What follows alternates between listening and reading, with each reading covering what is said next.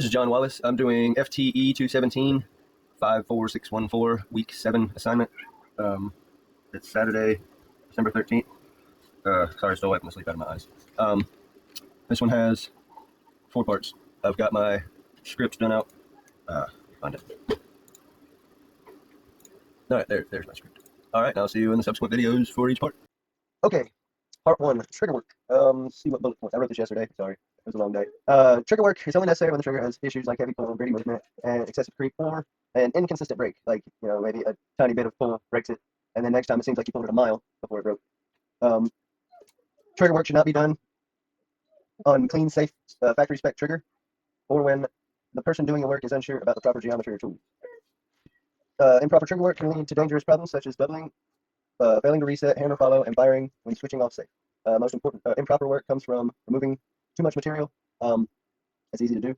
That as a metal worker, learning to weld and fabricate, you learn to just take tiny amounts off at a time. You might just do one pass to take off some material, and then test fit it, and go at it for another pass, because that one pass can be the meaning between back to the drawing board for that part to make it all over again, or screwing up something entirely and having to refabricate something new because the factory part is now too small. I have been there. I hope to avoid that in a gun shop, since I've learned it enough in previous years. Safe trigger work is done by keeping correct engagement angles, making small controlled changes, and stopping before compromising safety. When in doubt, leave it alone. See how it works. You don't have to fix it before you can see how it really functions. Like, honestly, you can't fix it until you get the big picture. If you can't see the big picture when it's all the way broken down, then you need to put it back together so that picture starts to form better in your head. And I'm not saying put it back together and go run a mag through it, but put it back together and feel for the operation and make sure that things feel okay. Do a drop test, a mallet test. There's a lot of work, be it guns, vehicles, industrial machinery, all kinds of stuff that you have to work by feel. When I'm doing bell housing bolts on a transmission for a big block V8, I can't see the top of those, the top bolts of that bell housing. I've got to do it all by reaching back and feel. My head's usually turned off to the back, so I'm not got my eyeballs right in the stud for a carburetor or some other stud coming up off the engine for a fuel rail or something of that nature. So I'm not even looking the same direction. I've got to feel. So you're going to have to, and as an up-and-coming gunsmith, I realize that I also am going to have to pay attention to the feel of things when it comes to firearms as much as I did when I had to for vehicles or industrial machinery that I've worked on in the past. Okay, part 2, detailed AR inspection. We are going to verify that we are on safe. First off, there is no magazine in the mag well. No ammunition. We will lock the bolt back. We will give a visual inspection. We will do another mag well inspection with the bolts open, and we will do a physical inspection of the star chamber. There is no ammunition there. This firearm is safe. As for the rest of the work area, again, until next week, I don't plan on buying any ammo because I won't be done with this rifle for the class until then. I don't want to do anything that isn't for the class until I'm done with the class, because I want to do what I want to do and I don't want it to interfere. So, that being said, there is no ammunition anywhere in the immediate work area, or for this rifle in this entire house on the property. There is no 308. There's no 7.62 for that matter, so I couldn't even chamber any 7.62. So let's look. Okay, full safety check and confirm the rifle is unloaded with step 1. Inspect the upper receiver and wear on the charging handle. So I'm going to, before I break it, I'm just going to check for wear on the charging handle, and at the hook for the charging handle, the little recess for the hook, I want to check for wear there to make sure that it seats and doesn't have any wear, that it's going to come back on its own, and then we'll go ahead and release the bolt. We are going to get that pin out of there. I've been doing it with my fingers for so long that I'm just akin to doing it. Not akin, I'm used to doing it. Okay, I am going to now pull out the bolt. Pull out the bolt. Pull out the charging handle, and I'm just going to inspect the rails. I could drop the other pin, but there's really no need to. Not for this purposes. Checking the rails, checking for any wear, checking that there is a clean break on the trigger. All right, checking the safety, the feel of the detents. They feel nice.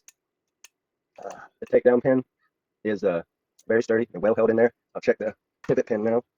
Push that joker out. Yeah, those detents are holding real nice. Those hold really, really nice. I like that. Hold a lot better than some of them M16s you get in the Army, that's for certain. Look at the gas tube for any wear, and then after we check the gas tube, we're going to move on to the bolt and check for any cracks, any wear patterns. We'll check the key for any wear patterns, any cracking, any issues, any slide marks underneath it to see if it's moved back at all. You can see some slide on here. If it does, you could possibly see some slide on the side of the key. Or if you get a light, you could look under the bottom of the key here to see if it has slid back any sense on this side it would be covering. There's no wear on the bolt, no cracking on any of the locking nuts. Well, I'm not expecting to find any on the brand new bolt, but that's exactly what I would be looking for. no bend or wear on the extractor and ejector. Well, the ejector, I was warned that'd be real bad. The extractor, I mean, it can wear, but not as easily. It's just a push button with a spring behind it, essentially. But all right, that is a detailed inspection.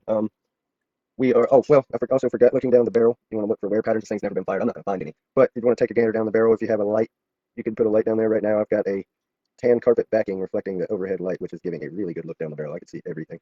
So, but other than that, everything seems fine. Obviously, it's a brand new rifle. Oh, yep, let me put her back together, I suppose.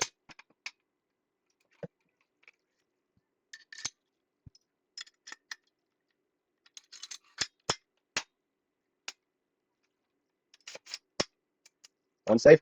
Put back together. All right, see you in the next video. One part I forgot. I should have taken that bolt out. Check the gas rings. I've got it in my notes here, and I just didn't see it as I was going over everything. So we're going to remove the bolt.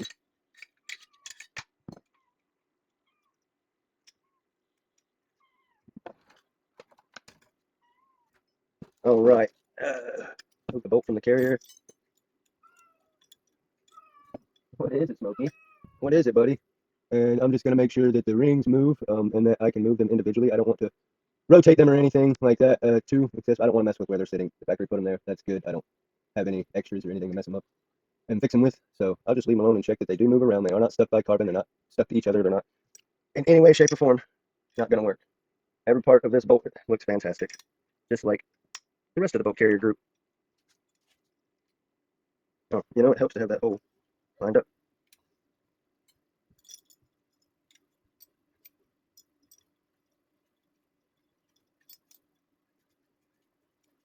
All right. All right. Again, we'll perform functions, I mean the safety check on the firearm since it's cut. One video to the next. All right, visual inspection, physical inspection. Got my finger up in the star chamber. Okay, we're good. Firearm on safe. I'm not sure if you can see that or not, but there's no ammo around. Can't chamber a cigarette or a pocket knife, so I think we're good. Part 3, safety system and disconnector check. Verify that the weapon will not fire on safe. Okay, empty weapon, or empty weapon. At the bolt forward. It will not fire on safe. No matter what you do, won't fire on safe. All right, on fire. Is there a clean trigger brake? Yes, there is. Very clean trigger brake. Now hold the trigger back and cycle the action. Sorry, my fingers on my left don't actuate that very well. All right, you hear the clean trigger reset. That's the disconnector grabs. And you confirm the hammer moves from the disconnector to sear without slipping. And that's the non-slip click that you just hear. Check detent movement on selector. Smokey, do you want outside, buddy? All right, I'll be right back. Let me let Smokey outside. All right, Smokey's outside. Check the selector movement. Selector movement and detent engagement. Done that. It's good. Ensure no hammer follow, no doubling, and proper reset. I don't have any ammo to check for doubling and hammer. Well, I could check for hammer follow. Sorry, it's still early for me. Trigger follow was already checked. I don't know, and so was proper reset. I don't know what the heck I was writing on that bullet point last night. That was the point of checking that the disconnector re-engages after you pull the charging handle while holding the trigger. So, part 3, as far as I can tell by my bullet points, is complete. I shall see you in part 4. Part 4.